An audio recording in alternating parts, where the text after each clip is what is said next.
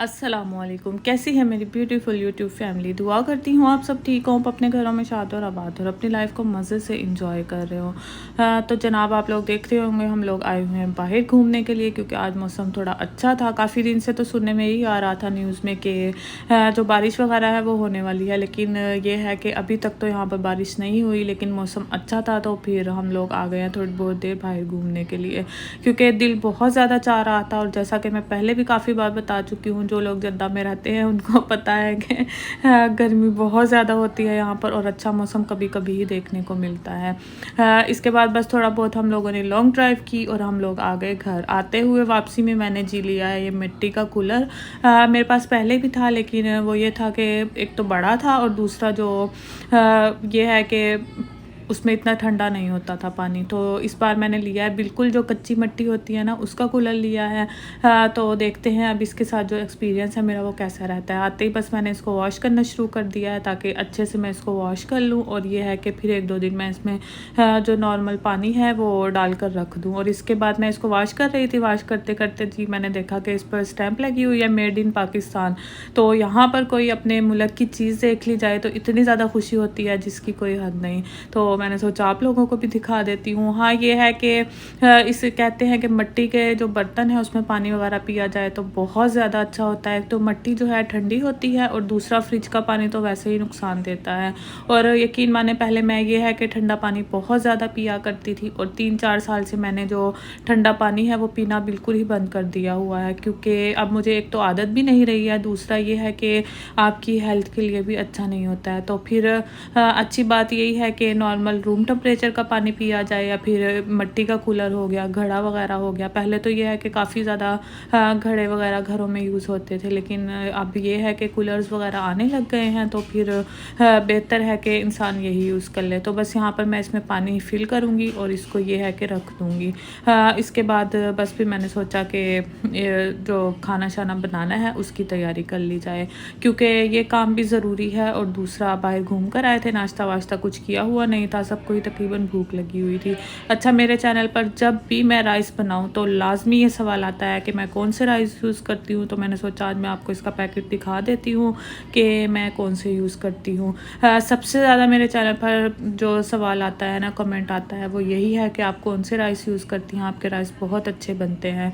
तो मेरा ये है कि राइस मैं तकरीबन 2 से 3 घंटे पहले भी भिगो देती हूँ। और आप यकीन माने एक दिन तो मेरे साथ ऐसा हुआ कि मैंने राइस डिप किए और हुआ ये कि गैस ख़त्म हो गई घर में। तो फिर मैंने उसको ऐसे ही उठाकर फ्रिज में रख दिए पानी के साथ ही डिप किए हुए, और फिर मैंने नेक्स्ट डे उसको बनाया तकरीबन 24 घंटे के बाद। और आप यकीन माने इतने अच्छे राइस तैयार हुए, मैं खुद हैरान हो रही थी कि राइस कैसे अच्छे बन गए हैं। तो अगर आप लोग भी चाहें तो इस तरह से कभी हो सकता है कि घर में कुछ हो जाए तो ना मूड बनाने का हो, राइस डिप कर चुके हों तो नेक्स्ट डे बनाकर देखिएगा, बहुत अच्छे राइस बनते हैं। और मैं तो अक्सर ऐसा करती हूँ, मुझे पता हो ना कि मैंने आज राइस बनाने हैं तो तकरीबन 5 से 6 घंटे पहले ही मैं इसको बनाकर रख देती, डिप करके रख देती हूँ। तो आप देख सकते हैं मैंने जो कूलर है उसमें भी पानी भर के रख दिया है, और दूसरा बस अब मैं यहाँ जो राइस है उसको डिप करूँगी। अच्छा, राइस डिप करने से पहले आपने बस ये करना है कि आपने अच्छे तरीके से इसको वॉश करना है, क्योंकि काफ़ी बार मैं पहले भी आपको बता चुकी हूँ ये बात के क्वेश्चन आते हैं कि किस तरह इतने अच्छे राइस तैयार होते हैं। तो मैंने सोचा आज जिस तरीके से मैं राइस बनाती हूँ ना, आप लोगों के साथ शेयर कर देती हूँ।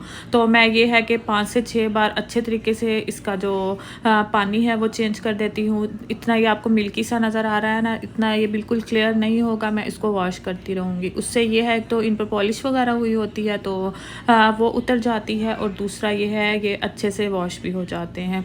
बस अब मैं इसको डिप करके छोड़ दूँगी, और इतना जो बाकी का खाना है मैं उसकी तैयारी कर लूँगी। आज मैं बना रही हूँ जी बैंगन का रायता, जो कि बहुत मज़े का बनता है, और जो लोग बैंगन लवर हैं उनको तो आज ईद होने वाली है तो मैं ये है कि मुझे बैंगन बहुत ज़्यादा पसंद है, और मैं आप यकीन माने इतनी मुझे रेसिपीज़ आती हैं ना इसकी कि जिसकी कोई हद नहीं है, लेकिन मेरे हस्बैंड को इतने पसंद नहीं है। हाँ, खा लेते हैं, वो ये है कि नखरे नहीं करते हैं, लेकिन फिर भी फिर बस मुझे ये होता है कि मुझे पसंद है तो मेरे चक्कर में वो क्यों फंसे तो बस मैं फिर ये है कि कभी कभार ही बनाती हूँ। तो आज मैं उनके लिए राइस बना रही थी, तो फिर मैंने सोचा साथ में रायता बना लेती हूँ, क्योंकि हमारे घर में राइस बने और रायता ना बने, ऐसा तो आप यकीन माने कभी हो ही नहीं सकता है।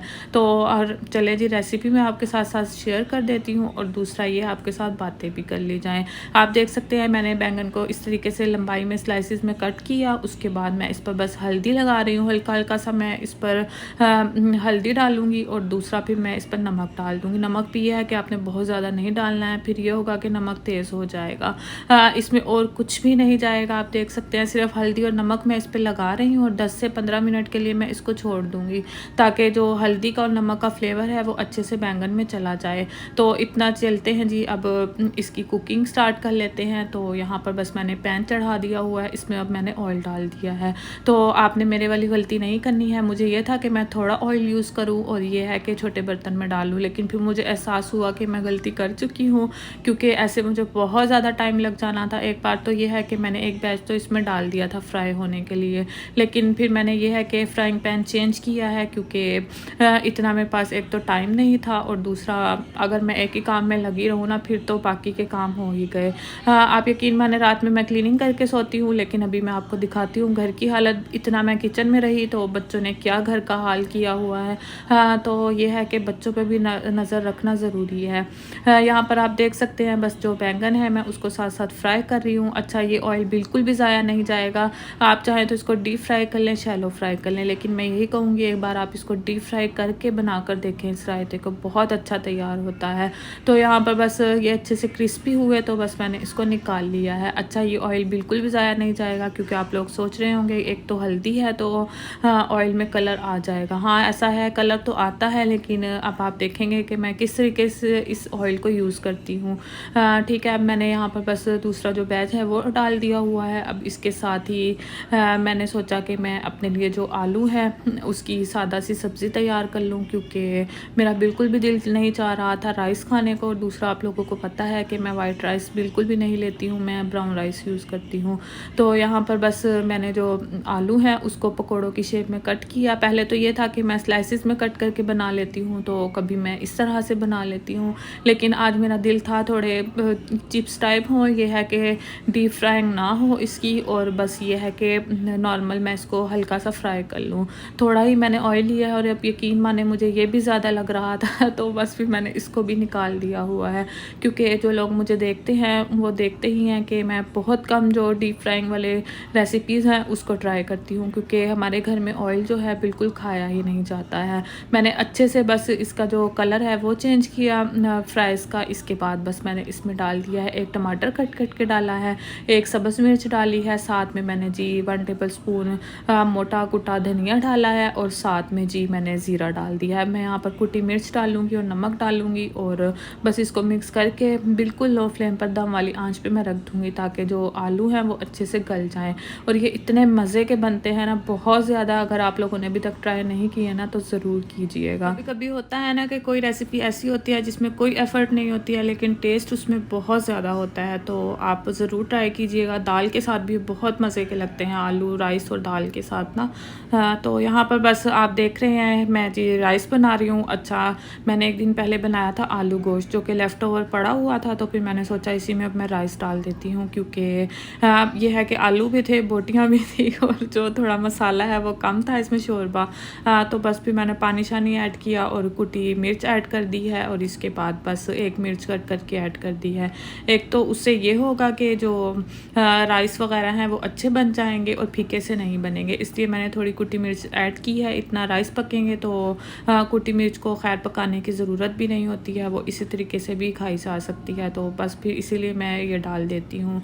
अब आप देख रहे हैं जी आलू गोश्त भी बन चुका है, सॉरी आलू गोश्त वाले राइस भी बन चुके हैं। अच्छा, आप लोग चैनल पर नए हैं, सबसे पहले तो आप चैनल को सब्सक्राइब कर लें, पुराने हैं तो प्यारा सा कमेंट कर दें और वीडियो को लाइक कर दें। लाइक करने में आप लोग बहुत कंजूसी करते हो, तो लाइक ज़रूर कर दिया करो। और यहाँ पर मैं जी बना रही हूँ प्रेशर कुकर में राइस। इसके बारे में भी मुझे पहले बहुत ज़्यादा क्वेश्चन आए थे, तो फिर मैंने सोचा साथ ही मैं बना तो रही हूँ, आप लोगों के साथ शेयर कर देती हूँ कि मैं राइस कुकर में किस तरीके से बनाती हूँ। तो जी मैंने 2 गिलास राइस लिए थे, तो इसमें मैंने 3 गिलास पानी ऐड किया है। प्रेशर कुकर में आपने 1 गिलास ऊपर ही ऐड करना है, ठीक है, बहुत ज़्यादा पानी भी ऐड नहीं करना है। 2 से 3 घंटे पहले मैंने चावल भी डिप कर दिए थे। अब मैंने प्रेशर कुकर को कवर किया और सीटी भी लगा दी है, ठीक है। इसको मैं हाई फ्लेम दूंगी 5 मिनट के लिए, और 5 मिनट मिनट के लिए मैं इसको लो फ्लेम पर कुक कर लूँगी। अच्छा, यहाँ पर आपको मेरा छोटू सा क्यूट सा बेबी नज़र आ रहा है। आजकल इसने ये किया हुआ है कि सोफ़े पर चढ़ता है और ऊपर बैठकर नवाब साहब यहाँ पर टीवी देख रहे हैं। तो मेरी बाई नज़र पड़ी तो मुझे हंसी भी बहुत ज़्यादा आई और ज़ाहिर डर भी लगता है। मेरे ख़्याल में जो बेटियाँ हैं ना वो इतनी ज़्यादा तंग नहीं करती हैं जितना बेटे तंग करते हैं, और मेरी तो ये बिजली है कभी कहीं तो कभी कहीं। आप यकीन मानो, एक नज़र इस पर पड़ी ना तो दूसरी नज़र पड़ेगी, 1 मिनट में ये कहीं से कहीं होता है।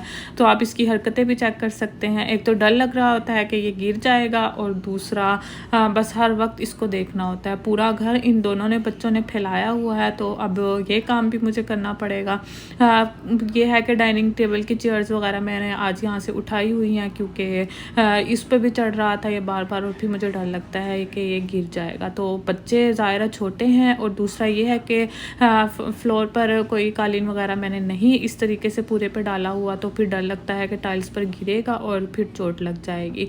तो दूसरा मेरा क्यूटू बेबी यहाँ पर बैठा हुआ है तो माशाल्लाह से दोनों ही बस टीवी देख रहे हैं, और घर की जो इन्होंने बच्चों ने हालत की है ना, तो अब मुझे समेटना भी है। सबसे बड़ा काम मुझे खैर यही लग रहा था इस टाइम, क्योंकि काफ़ी टाइम मुझे जो किचन में है वो गुजर चुका है।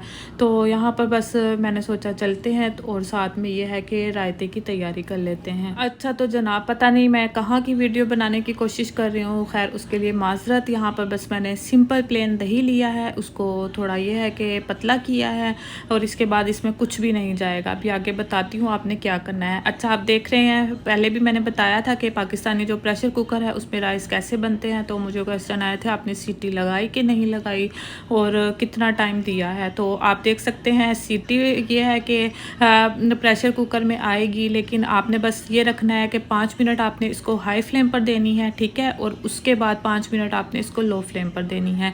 तकरीबन आपने इसको 10 मिनट देने हैं। उसके बाद आपने जो इसकी गैस है उसको खुद ही ख़त्म होने देना है, विसल आपने नहीं हटानी है, ठीक है। अब मैं आपको प्रॉपर बता रही हूँ, तो अगर अभी भी समझ ना आए तो आप कमेंट करके मुझसे पूछ सकते हैं। तो आप देख सकते हैं इसका जो प्रेशर है वो फुल निकल चुका है। तो जो हमारे राइस हैं तकरीबन 15 मिनट में बनकर तैयार हैं।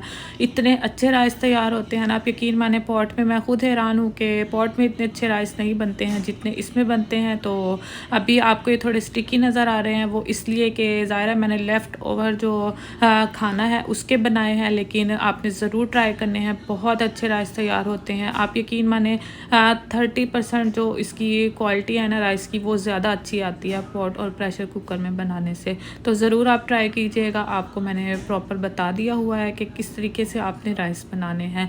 तो हमारा जो मज़ेदार सा आलू गोश्त का पुलाव है वो भी बनकर तैयार है। साथ में बस जो मेरा खाना भी था वो भी बन चुका है। तो अभी हस्बैंड के आने में टाइम था, तो फिर मैंने सोचा कि जब हस्बैंड आएंगे, जब मैं जो बैंगन का रायता है वो सर्व करूँगी तभी मैं उसको बनाऊँगी, क्योंकि ज़ाहिर है मैंने इसको डीप फ्राई किया हुआ है, तो फिर ये होगा दही में ही जमना स्टार्ट हो जाएगा। तो सिंपल प्लेन दही में मैंने बस जो बैंगन फ्राई किए हुए थे वो ऐड कर दिए हैं। तो हाथ से मैं इसलिए ऐड कर रही हूँ कि जो एक्स्ट्रा ऑयल है वो दही में ना जाए, क्योंकि अभी हमने इसको तड़का भी लगाना है, तो बस इसीलिए मैं इसको मिक्स कर रही हूँ। अच्छा, आप कोशिश कीजिएगा कि जो दही है वो रूम टेम्परेचर पर ही हो, वो ठंडा ना हो। अगर ठंडा होगा तो बैंगन भी फ्राई हैं, तो फिर वो ये है कि गले में लगने के जो खदशात हैं वो ज़्यादा बढ़ जाएंगे सॉरी, मैं मजाक कर रही हूँ। अच्छा, बच्चों की आप लोगों को आवाज़ें आ रही होंगे पीछे से, क्योंकि बच्चे खेल रहे हैं, तो उसको इग्नोर कर दीजिएगा।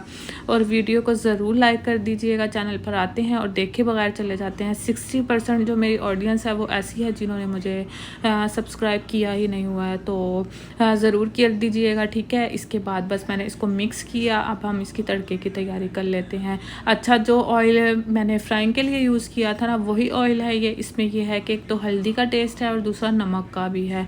तो प्लेन दही हमने इसीलिए लिया है क्योंकि नमक ऑलरेडी हम बैंगन पर भी लगा चुके हैं और ऑयल में मौजूद है। तो फिर अगर हम और नमक डाल देंगे तो फिर उससे होगा ये कि जो नमक है फिर वो तेज़ हो जाएगा। अच्छा, ऑयल गर्म हुआ तो बस अब मैं इसमें ज़ीरा ऐड कर रही हूँ और साथ में मैं बस करी पत्ता ऐड करूँगी और उसको अच्छे से करारा होने दूँगी, कलर आने तक, और बस हम इसका तड़का लगा देंगे। आज मैंने कोशिश की है कि आप लोगों के साथ जो टिप्स हैं वो शेयर कर सकूँ, ताकि जो आपका किचन है, किचन का काम है, वो ईजी रहे आप लोगों के लिए। और ज़रूर आपने ये रेसिपीज़ ट्राई करनी है। अपना बहुत ज़्यादा ख्याल रखिएगा और ज़रूर बताइएगा जो मेरा आज का व्लॉग है वो कैसा लगा है। Thank you for watching. अपना ख्याल रखिए। अल्लाह हाफिज़।